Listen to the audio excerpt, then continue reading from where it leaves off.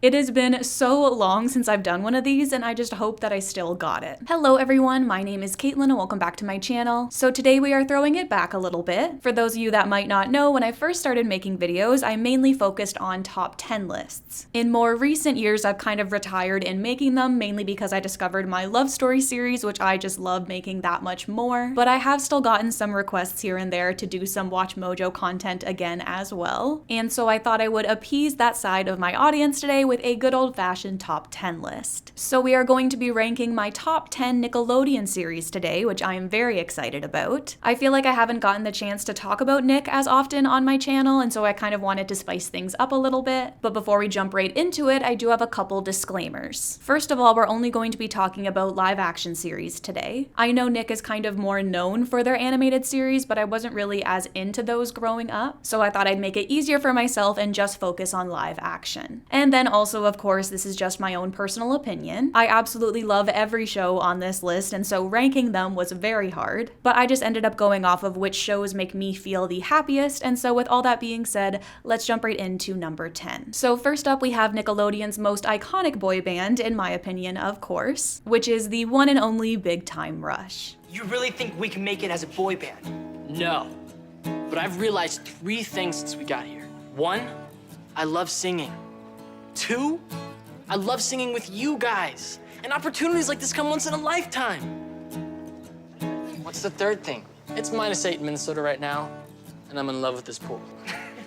This show aired from 2009 to 2013, and calling myself a fan of it, I feel like would be an understatement. I lived and breathed Big Time Rush. I had all of their songs on my little iPod Shuffle. I specifically remember being obsessed with their song Halfway There. Kind of an odd choice for young Caitlin, but I respect it. Today, my favorite song of theirs would be Nothing Even Matters, but I also love This Is Our Someday. And honestly, just that entire first album of theirs is just so incredibly nostalgic for me. In case you're not familiar, although I highly doubt it, Big Time Rush followed 4 guys from Minnesota moving to Los Angeles to pursue a career in music. They form a boy band together, and then the series follows their journey to pop stardom. I actually rewatched the show a few years back and was happy to find out that it does still hold up. That is minus the movie, in my opinion, which I found to be kind of awful. And I do think that the series could have done without about half of the sound effects that were included. But I just absolutely loved the romance of Joe and Kendall, as well as Logan and Camille, the more underrated love story, in my opinion. And I am just certain that I will make a Joe and Kendall and Lucy video one day. I just love Big Time Rush, and I knew that it would be on this list no matter what. Moving on to number 9, we have True Jackson VP, which was filmed in front of a live studio audience. I'm sorry, I just couldn't resist. I was thinking about this place like it was some scary alien grown-up planet, but it's not. It's just high school. High school's pretty scary. Nah. Excuse me. Hey, what's your name? True Jackson.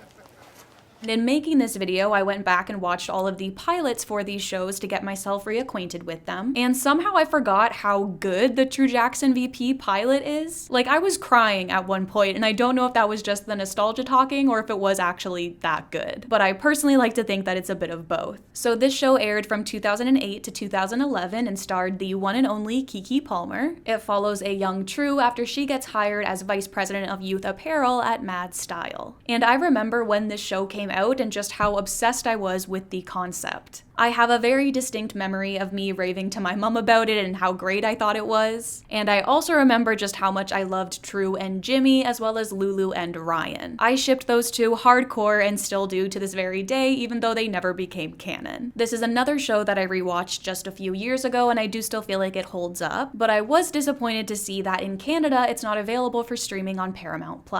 And so that is where today's sponsor, Surfshark, comes in. If you're not familiar, Surfshark is a cybersecurity service, which offers various online privacy and security solutions, like for example, a VPN. Now, a VPN is a great tool that ensures that all your data is protected while you're online, and it also allows you to virtually travel anywhere in the world. It's the best way to access local content without any buffering or annoying pop-ups, and so when I saw that True Jackson VP wasn't available in Canada, I quickly went to Surfshark and changed my virtual location to Brazil. still, and was able to watch it without a problem. Actually, numerous shows on this list I had to access using Surfshark as they just weren't available for me. Surfshark also offers industry-leading security. It uses top-grade encryption and complies with the strictest security measures, making sure that your data is always protected. They also offer their own search engine, Surfshark Search, where you can browse ad-free without any digital footprints. So if you want to try out Surfshark, you can go to surfshark.com/McKillop or use code McKillop at checkout to get 4 extra months of Surfshark VPN. Thank you so much to Surfshark for sponsoring this video, as like I said, it probably wouldn't have existed without them. But with all that being said, it is now time for number 8. Now this next one might be a little bit surprising to see on the lower side of this list, as I'm sure it's a lot of people's favorite, but up next we have Victorious. Okay, the school is not normal. Really? You're not normal either. I've seen what you can do on stage. You're special. You're fantastic. You belong at this school. I feel weird even giving a synopsis of this one, as I feel like everyone watching is probably very familiar with this show, but it ran from 2010 up until its very untimely cancellation in 2013. It followed our main character Tori after she was invited to attend this zany performing arts school, Hollywood Arts. Just like with the previous shows on this list, I remember watching this one as it was airing, and I was honestly such a big fan, especially of that first season. My favorite song from the series is a little bit of a wild card, but it would probably be Here's to Us, and this is one of those shows that I've rewatched numerous times since it's aired. Obviously, some parts of it do stick out more now, knowing what we know about what went on behind the scenes, but I am personally still able to find enjoyment in it. I also somewhat recently made a video on the main love triangle, or love square if you want to call it that, but there are still a few other ships from this series that I would like to cover, like Kat and Robbie, for example. Although I will admit that while I feel like this show had some great shipping potential, it often failed in the execution of it. So I would be lying if I didn't say that that did play somewhat of a factor in the ranking with this one. But I do still love the series, and it is obviously very nostalgic for me, and I'm sure for a lot of you as well. And once again, I just knew that it had to be on this list, although it is a little bit farther back. Now, I feel like I've often seen discourse of people comparing Victorious to iCarly and debating over which show was the superior one. And while it does come very close for me, I do think that iCarly wins that fight, which is why I have it up next at number 7. What do we do with it? Whatever we want to do. The possibilities are limitless. We can play on it. We can sit on it, listen to music. We can have a barbecue on it. We could play badminton. You play badminton? Heck yeah, got my own racket and shuttlecock. Sweet! Again, it feels kind of weird to even give a synopsis of this show because I feel like this was the one Nickelodeon series that really put them on the map in terms of live action, but it first aired in 2007 and ran until 2012. It followed our main character Carly as well as her friends Sam and Freddie as they created a very successful online web show. It received a spin-off series of the same name in 2021. It was very untimely canceled on a cliffhanger, but it was just recently announced that they are getting a finale movie to wrap everything up. And honestly, this series was just so ahead of its time. Back in 2007, I feel like the internet was still a fairly new concept. I mean, YouTube was only 2 years old at the time. And so having this series surround that, I feel like was a bit of a foreign concept. And honestly, I just ate it up as a kid. I was obsessed. I remember looking up episodes that had yet to premiere and watching them illegally online. I had the DS game, I had Sam's remote, I had Miranda Cosgrove's first album, which might I add, I think that Daydream still goes hard to this day. I absolutely loved the love triangle. I remember not even really caring who Freddie ended up with. I just loved any episode that featured the love story. Obviously, just like with Victorious, it's a little bit harder to watch the series with the same lens today. Again, we know a lot more about what went on behind the scenes now than we did back then. If you haven't already, I highly recommend checking out Jeanette McCurdy's I'm Glad My Mom Died. I found the book to be incredibly eye-opening and beautifully written. I think I finished the whole thing in a day. But all that being said, I have still rewatched the show a few times since it's aired. iCarly was just such a big part of my childhood, and I do think that some parts of it hold up, while others not so much. But honestly, that's part of what I like about doing rewatches. I like realizing all of these things that I didn't back then, and whenever I do a rewatch, I still find it to be oddly comforting and nostalgic. But now is the part of this list where I go a bit rogue, as we have some more recent shows to talk about. And coming in at number 6, we have Bella and the Bulldogs. When I joined the football team, I was worried that I wasn't man enough. Then I walked in on you guys dancing to the girliest pop song ever, and I realized I may not be woman enough. That's what I'm talking about, yeah! She got you guys. What are you laughing at, Coach? It was your CD. I watched the show for the first time only a few years ago, and I am just dying to do a rewatch. It had a bit of a shorter run, airing from 2015 to 2016, and follows a young Bella as she joins her middle school's football team. And I honestly didn't have very high expectations for this show, but I just remember falling in love with it. There was a certain charm to it that reminded me of the Disney series that were airing around this time, like Liv and Maddie, for example. I loved Bella as the lead, as well as the friendship that she develops with her teammates. And not to mention the romance that she goes on to have with a young Matt Cornett. Speaking of ships, there was also a great side ship with Pepper and Sawyer that I just cannot wait to talk more about one day. Honestly, this show just brought me so much happiness and comfort, and I cannot wait to share it with my fiance one day. And then, kind of in the same vein, up next we have School of Rock. I trust you talked it out and agreed we're called Paradox now.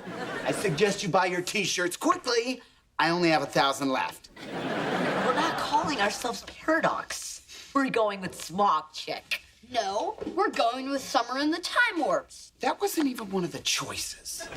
This show came shortly after Bella, airing from 2016 to 2018. It is a TV show adaptation of the iconic movie starring Jack Black. The movie, I should mention, is starring him, not the show. He has absolutely nothing to do with this project, at least as far as I'm aware. But it's the same concept as we see his character teaching his class the ways of rock and roll in preparation for an upcoming battle of the bands. And this one and Bella came very close for me, but what ended up pushing this one ahead of it was the musical element. I am honestly just a sucker for some good songs, and this show had them. Although they were mostly covers, I still ate them up along with the rest of the audience, as you can tell by just looking at their view counts on YouTube. This show also gave us one of my all-time favorite ships, not just from Nickelodeon, but of all time, and that is of course Summer and Freddie. Those two were just made for each other, and their story was executed perfectly, and so you better believe that I will be making a video on them one day. And so yeah, I love School of Rock, and I'm really glad that I randomly decided one day to watch it. Moving on to number 4, we have Every Which Way.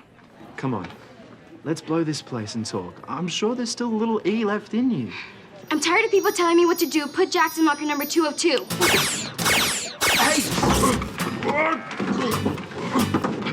Hey! Hey! I can't move my arms! Let me out of here!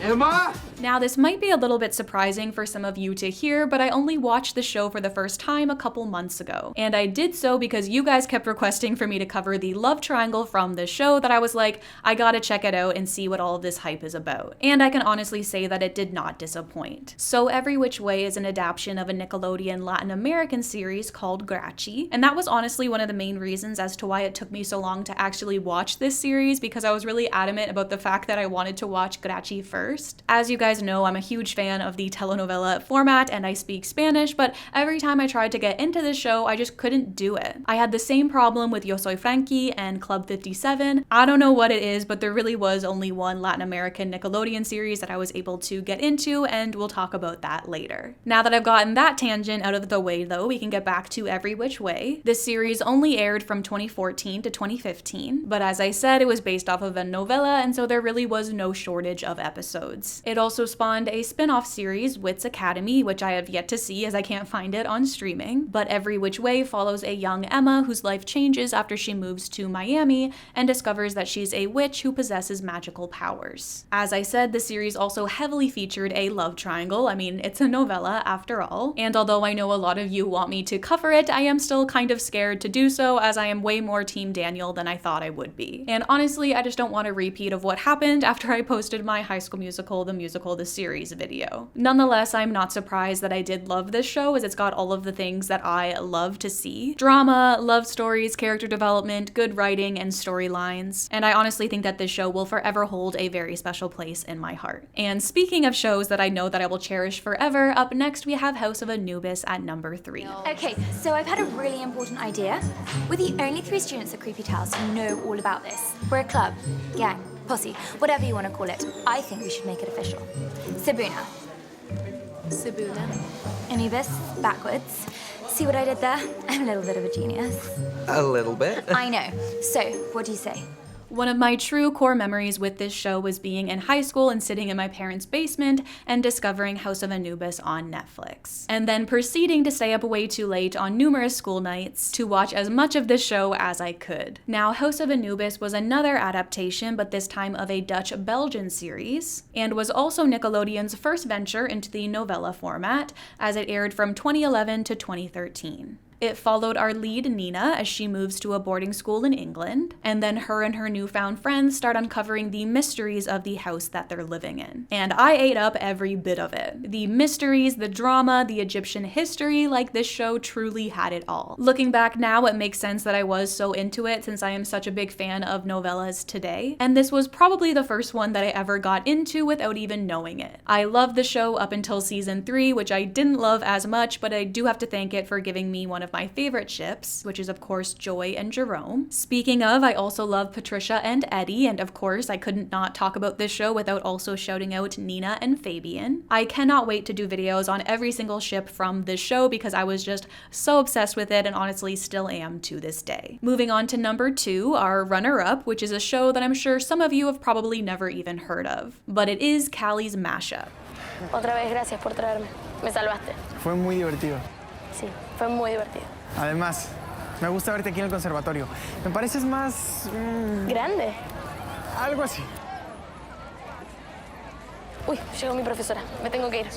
Now, once again, my viewers know how big of a Soy Luna fan I am, and getting into Soy Luna created this pipeline to all these other tween novellas that I fell in love with, and one of them happened to be Kally's. So obviously, Kally's Mashup is a Latin American Nickelodeon series. It aired from 2017 to 2019, and it follows a young pianist prodigy, Kally, after she moves in with her dad to attend a prestigious music school. But the catch is that she has a secret love for pop music, which is of course forbidden by the school that she's attending. So she goes on to create these mashups of classical and pop music and post them online through a pseudonym. It's a perfect twist on the Hannah Montana kind of story, and they just did it so well, particularly in that first season. I personally like to think that the second season didn't exist, and I still have yet to finish it to this day because I hated it so much, but the series also spawned a movie reboot in 2021, which I do acknowledge the existence of because I loved it, particularly the soundtrack. Now, Kally's Mashup is a bit of a tricky one because it's no longer available on streaming services. I've had many people ask me over the years how they can watch it, and it's unfortunate because at this moment,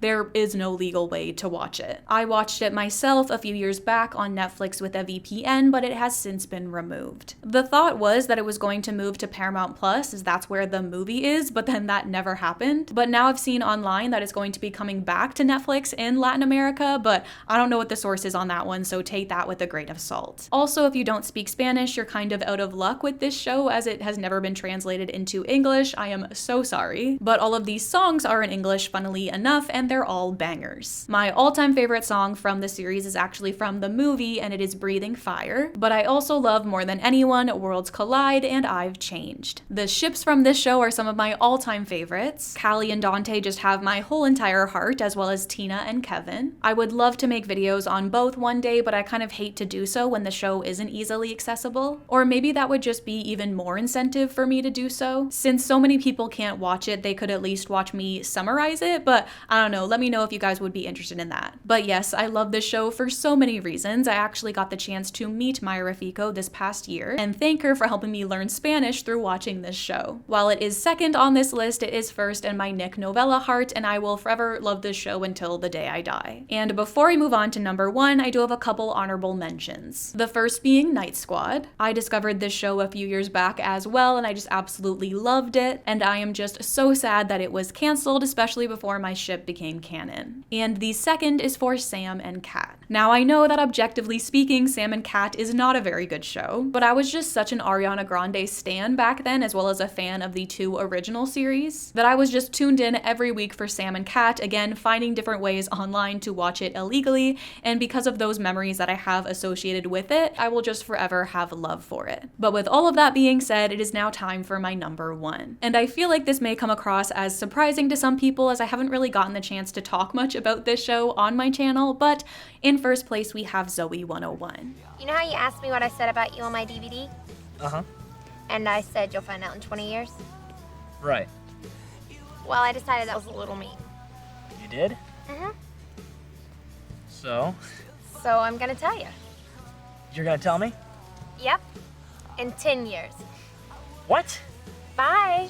I feel like people in my personal life wouldn't be surprised to hear me say this, as I have yapped about this show on numerous occasions. And I know that it is an unpopular opinion to choose Zoey over iCarly or Victorious, but this show was just without a doubt my absolute favorite growing up. Honestly, I loved Zoey more than I loved some of the Disney shows that I was watching at the time, which I know is kind of crazy to say. But I just really connected with this one. I loved it so much, and I still do. I do still think that it holds up. But that is, of course, with a grain of salt, knowing what we do know about it now. But yes, Zoey 101 was a drama comedy series which followed our main girl Zoey as she settles into her new used-to-be all-boys boarding school PCA. The show aired from 2005 to 2008, so I understand if I'm coming across as old to my younger viewers right now, but that's okay, I am 26. Like I said, I loved the show so much, and I honestly never really saw it as being a Nickelodeon show, and this is probably because it aired on Family Channel for me growing up. If you didn't know already, I'm Canadian, and we actually didn't have Disney Channel in Canada until 2015. And so before then, there was this other network called Family Channel, and they had the rights to most of the Disney series, as well as a couple Nickelodeon, Discovery Kids series, and also locally produced shows. And so they would all just air together, and I think that's partly why I have such a strong attachment to Zoey, because I never saw any disconnect with it and my other favorites like Wizards or Sunny. I loved that it was more of a drama series as opposed to a sitcom, like there was no laugh track, which was quite rare at the time. I remember shopping the Zoey 101 line at La Senza Girl. I had numerous of the Zoey 101 chapter books. The special episodes from the show are just still so iconic for me, like the Tech-Mate Gender Defenders one, or when Zoey moves to England, or the finale when Chase is sitting up on that ledge. Like, I can still remember vividly where I was when I watched the finale for the first time. And I understand that there has been some problematic history associated with this show, and I'm not saying that is perfect by any means. For me, it's definitely one of those shows that I've had to separate the art from everything that was happening around it, just because it was just such an important show for me growing up. Now, there was also a movie reboot for this one as well, and it premiered in 2023. I didn't love it as much as the show, obviously, but it was fun to see the gang back together again, and they did give us some prime Quogan content as well, which makes it all worth it for me. And that's another thing that I really loved about this show, because it's the one where you-know-who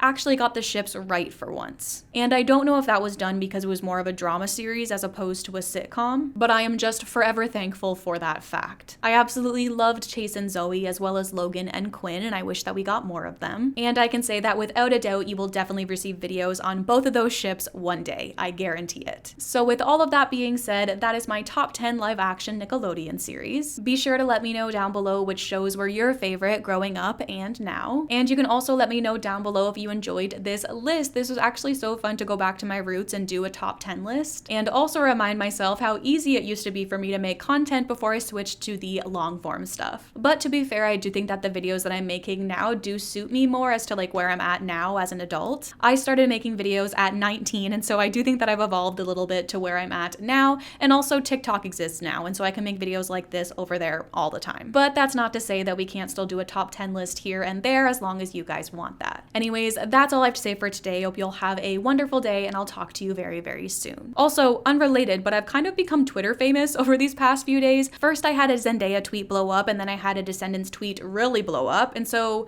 I guess go follow me on Twitter. I don't know, I feel weird. I've never really shouted out that platform before, but I just feel like I need more of my fans on there to understand who I am. You know? Anyways. Oh, all the links are in my description, like all my socials. And I've got a few, so check those out.